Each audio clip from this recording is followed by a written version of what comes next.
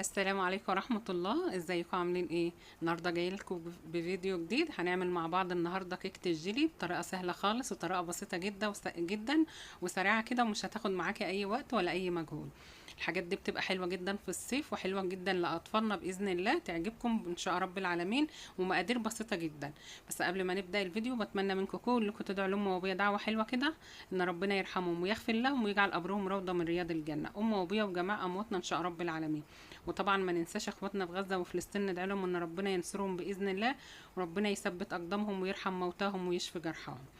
ويا ريت بقى اللي مش مشترك عندي في القناه يشترك، وتعملوا لي اللايك وتشيروا لي الفيديو كده علشان القناه تكبر بيكم، والفيديو برضو يعلى معايا وكلنا نستفيد باذن الله.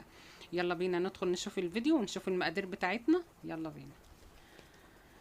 اول حاجه في المقادير، احنا هنعمل اول حاجه اللي هي الكيكه نفسها. اول طبقه اللي هي الكيكه، انا معايا هنا بيضه بحراره الغرفه ونص كوبايه سكر، تضربوهم كويس جدا كده لحد ما يبيض معاكي اللون، يبقى لونه فاتح معاكي كده. وبعدين نزلت عليهم بباكت فانيليا وعصره ليمون. عصره الليمون حلوه جدا، بتفتح معاكي الكيكه وبتدي لها لون حلو جدا جدا. ومعايا كمان 4 معالق زيت. 4 معالق زيت. بتحط الزيت، بتضيف الزيت وتفضلي تضربي فيه كويس قوي لحد ما الخليط والسكر تحس ان هو داب معاكي كده، يعني نوعا ما ان هو داب معاكي. هو مش هيبقى دايب قوي بس يعني حلو برضو. لو انت عايزه تعمليها بالمضرب الكهربائي بترجع لك، عايزه تعمليها في الخلاط برضو بترجع لك، هتبقى حلوه جدا معاكي. بس بما ان الوصفه سهله يعني فقلت ايه، بالمضرب اليدوي كده بتبقى سريعه وخلاص، مش هتاخد منك اي وقت، وهي سريعه كده وحاجه حلوه جدا باذن الله. وربنا يحسن ما بين ايدينا جميعا، وان شاء الله الوصفه بتاعتنا تعجبكم. انا في الوقت ده ضفت نص معلقه، معلقه صغيره خل. الخل حلو جدا وبيمنع اي زفاره. معايا هنا كوبايه الا ربع لبن برضو عادي، مش من التلاجة ولا حاجه. بتضيفي اللبن وتفضلي تضربي فيه كويس جدا برضو. ومعايا هنا كوبايه دقيق، حطيت على كوبايه الدقيق معلقه كبيره نشا، ومعلقه ونص معلقه بيكنج باودر، ورشه ملح صغيره جدا عشان تعادل الطعم وكده، وتضربهم كويس برضو. وبعدين ايه تضيفوهم، تنزلع بالخليط كده في الصينيه بتاعتك. انا كنت في الوقت ده مولعه الفرن، بتدخلها على سخن، على فرن سخن، علشان ايه ترتفع معاكي ما تهبطش معاكي. مش لازم ابدا ان الوش يحمر معاكي زي ما انا محمراها كده، عادي لو هي مش لازم تولعي لها الشوايه، بس اهم حاجه تكون ايه استوت معاكي. معايا هنا كوبايه الا ربع لبن، ضفت عليهم معلقه سكر.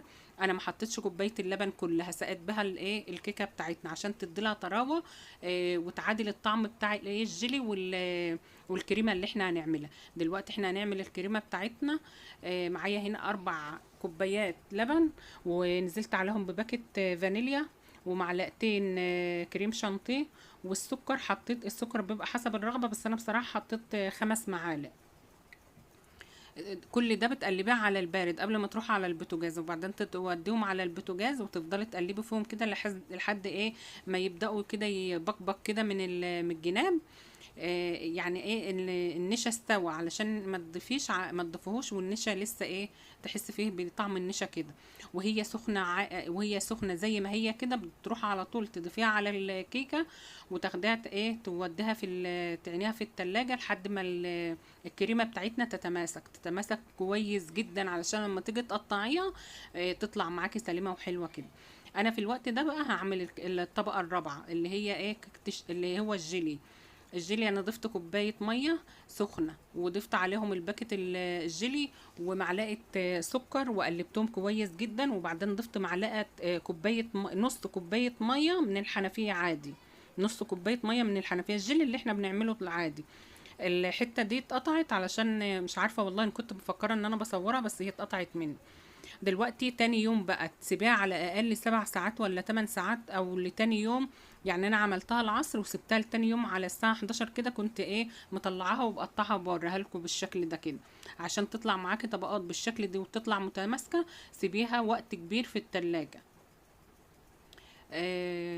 ما شاء الله عليها، طالعة معايا حلوة جدا، ويا رب الطريقة تعجبكم ويا رب الفيديو كمان يعجبكم. ويا ريت بقى تساعدوني كده علشان القناه تكبر بيكم باذن الله، واللي مش مشترك يشترك معايا في القناه وتعملوا لي لايكات، واهم حاجه تشاهدوا لي الفيديو، مش تكتبوا لي كلمه وتطلعوا تجروا يا جماعه، ده غلط على القناه والله العظيم. شاهدوا له الفيديو كده واعملوا له لايك باذن الله، وربنا يحسن ما بين ايدينا جميعا، وربنا يوفقنا ان شاء رب العالمين. اشوفكم على خير في فيديو جديد، مع الف سلامه.